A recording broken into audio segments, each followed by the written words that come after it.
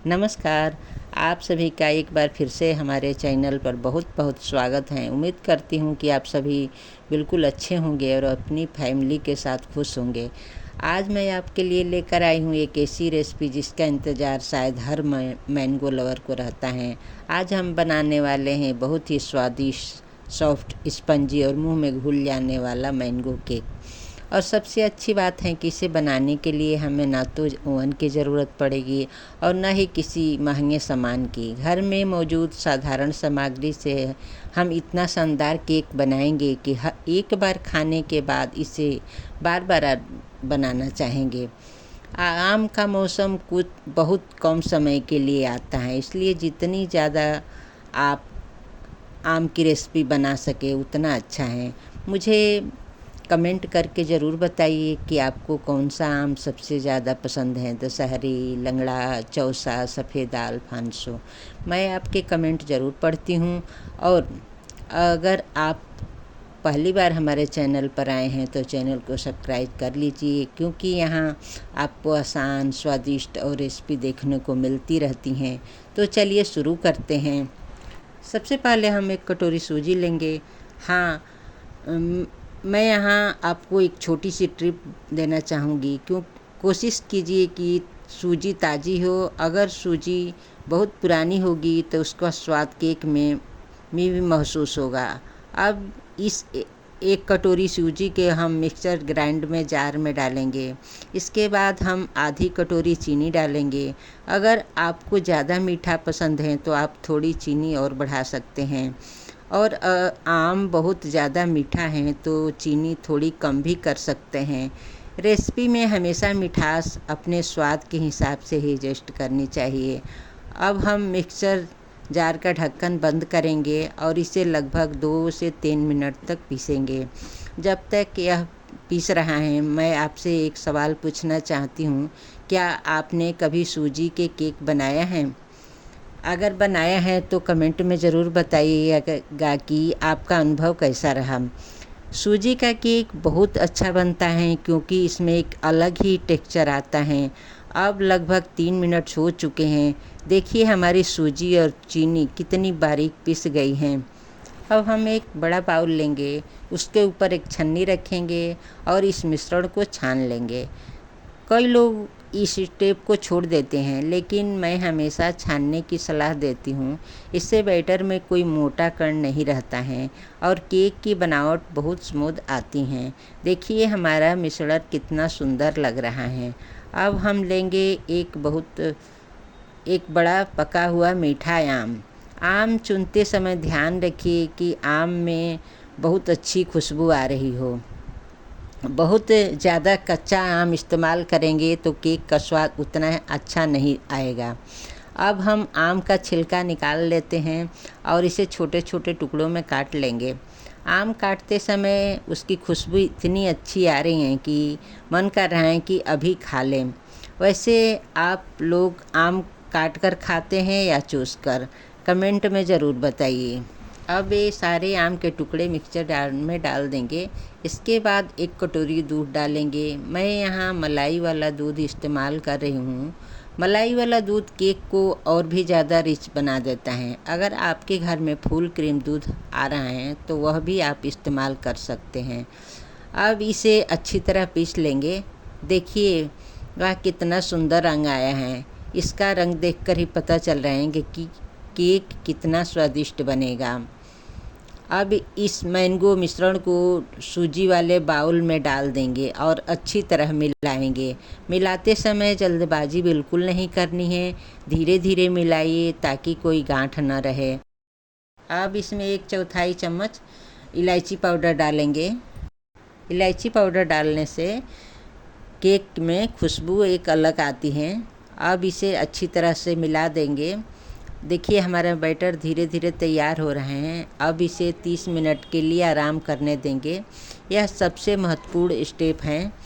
कई लोग जल्दी के चक्कर में बैटर को तुरंत बेक कर देते हैं, लेकिन ऐसा नहीं करना चाहिए। सूजी को समय चाहिए फूलने के लिए। जितनी अच्छी सूजी फूलेगी उतना ही अच्छा केक बनेगा। तो अब हमारा बैटर आराम कर रहा है। मैं आपको एक छोटी सी बात बताना चाहती हूँ। अगर आपको ऐसी आसान रेसिपी पसंद आई हो तो वीडियो को लाइक ज़रूर कर दीजिए। आपका एक लाइक हमें अच्छी तरह रेसिपी बनाने की प्रेरणा देता है। अब हम ड्राई फ्रूट तैयार करेंगे। मैंने यहाँ पर बादाम, काजू, पिस्ता लिए हैं। इन सभी के छोटे छोटे टुकड़े में काट लेंगे। ड्राई फ्रूट न सिर्फ स्वाद बढ़ाने के लिए होता है बल्कि केक को देखने में भी बहुत सुंदर बनाते हैं। अब एक छोटी कटोरी में टूटी फूटी निकाल लेंगे और उसमें थोड़ा सा आटा डाल देंगे। यह बहुत काम की टिप्स हैं। इससे टूटी फूटी नीचे नहीं बैठती हैं और पूरे केक में बराबर फैली रहती हैं। अगर आपको यह टिप्स पसंद आई हो तो कमेंट में ज़रूर बताइएगा। अब हम बटर को पिघला लेंगे। मैंने यहाँ पर एक बटर का बड़ा सा पीस लिया है और उसे गैस पर रखकर उसे पिघला लेंगे। देखिए बैटर को सूजी फूल चुकी हैं। यही कारण है कि बैटर पहले से थोड़ा गाढ़ा दिखाई दे रहा है। अब हम इसमें पिघला हुआ बटर डाल देंगे और अच्छी तरह मिला देंगे। देखिए बटर डालते ही बैटर और भी स्मूथ और चमकदार हो गया है। सबसे पहले हम एक बड़ी कढ़ाई गैस पर रखेंगे। जिन लोगों के पास ओवन नहीं है उनके लिए कढ़ाई बेकिंग के एक बहुत अच्छा विकल्प है। मैंने अपने घर में कई बार कढ़ाई में केक बनाया है और हर बार बहुत अच्छा रिज़ल्ट मिला है। अब कढ़ाई में बेकिंग वाला नमक डाल देंगे। यह वही नमक है जिसे हम बार बार बेकिंग के लिए इस्तेमाल करते हैं, खाने में इस्तेमाल नहीं करते। मेरा नमक थोड़ा गहरा दिख रहा है क्योंकि मैंने इसे पहले भी कई बार इस्तेमाल कर लिया है। अब इसके ऊपर एक स्टैंड रख देंगे। स्टैंड रखने से केक का मोल्ड सीधे गर्मी के संपर्क में नहीं आता है, जिससे केक नीचे से जलता नहीं है। अब कढ़ाई को एक प्लेट से ढक देंगे और लगभग 10 मिनट के लिए प्री हीट होने देंगे। जैसे ओवन को प्रीहीट किया जाता है वैसे ही कढ़ाई को भी प्रीहीट करना बहुत ज़रूरी होता है। अगर कढ़ाई प्रीहीट नहीं होगी तो केक सही तरीके से नहीं फूलेगा। जब तक कढ़ाई प्रीहीट हो रही है हम अपने बैटर को अंतिम रूप देंगे। अब इसमें टूटी फूटी डाल देंगे और अच्छी तरह मिला देंगे। देखिए रंग बिरंगी टूटी फूटी डालते ही बैटर कितना सुंदर लगने लगा है। अब इसमें डालेंगे कटे हुए ड्राई फ्रूट, लेकिन इसमें सारे नहीं डालने हैं, थोड़े ऊपर सजाने के लिए भी बचा कर रखना है। सब कुछ अच्छी तरह से मिला देंगे। इस समय बैटर की खुशबू इतनी अच्छी आ रही है कि सच में इंतज़ार करना मुश्किल हो जाता है। और सबसे आखिरी और सबसे महत्वपूर्ण सामग्री डालेंगे 1/4 बड़ा चम्मच बेकिंग पाउडर। बेकिंग पाउडर डालने के बाद बैटर को बहुत ज़्यादा नहीं फेंटना चाहिए, बस हल्के हाथों से मिला लेना है ताकि उसमें बनी हुई हवा बाहर ना निकले। यही हवा केक को मुलायम और स्पंजी बनाती हैं। अब हमारा बैटर पूरी तरह तैयार है। अब हम एक केक मोल्ड लेंगे और उसे अच्छी तरह से ग्रीस करेंगे। आप बटर या तेल किसी भी से भी ग्रीस कर सकते हैं। अब मोल्ड के अंदर बेकिंग पेपर लगाएंगे। अब बेकिंग पेपर को भी हल्का सा ग्रीस कर लेंगे। इससे केक आसानी से मोल्ड से बाहर निकल आता है और चिपकता भी नहीं है। अब तैयार बैटर को मोल्ड में डाल देंगे। मोल्ड को हल्का सा टैप करेंगे ताकि अगर कोई एयर बबल हो तो वह निकल जाए, और ऊपर से बचे हुए ड्राई फ्रूट डाल देंगे और थोड़ा सा टूटी फूटी भी आप डाल सकते हैं। देखिए अभी से यह कितना सुंदर लग रहा है। मुझे तो लगता है कि बेक होने के बाद यह और भी ज़्यादा शानदार लगेगा।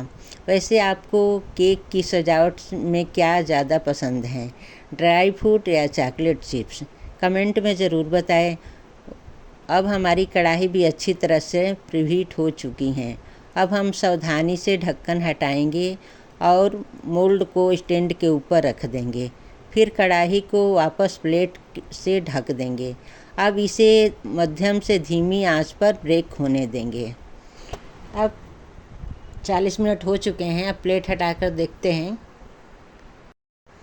देखिए कितना सुंदर केक बनकर तैयार हुआ है। अब हम टूथपिक की मदद से इसे चेक भी कर सकते हैं कि हमारा केक पूरी तरह से तैयार हुआ है कि नहीं। आप देख सकते हैं कि टूथपिक बिल्कुल साफ़ हैं। इसका मतलब कि हमारा केक बिल्कुल बनकर तैयार हो गया है। अब इसे बड़ी सावधानी से कढ़ाई में से निकाल लेंगे और एक प्लेट में निकाल कर रख लेंगे।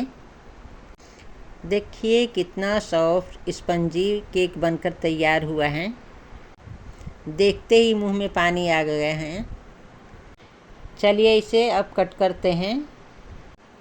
अंदर से इसकी सॉफ्टनेस को देखते हैं।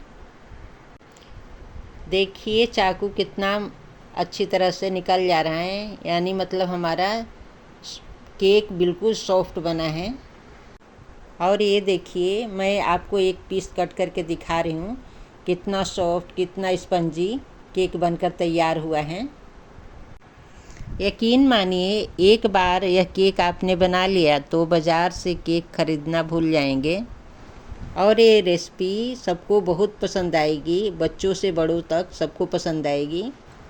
अगर आपको आज की रेसिपी पसंद आई हो तो इसे शेयर करें, लाइक करें, कमेंट करें और मेरे चैनल को सब्सक्राइब करें। मिलते हैं अगली स्वादिष्ट रेसिपी के साथ। तब तक के लिए अपना और अपने परिवार का ख्याल रखिए। धन्यवाद।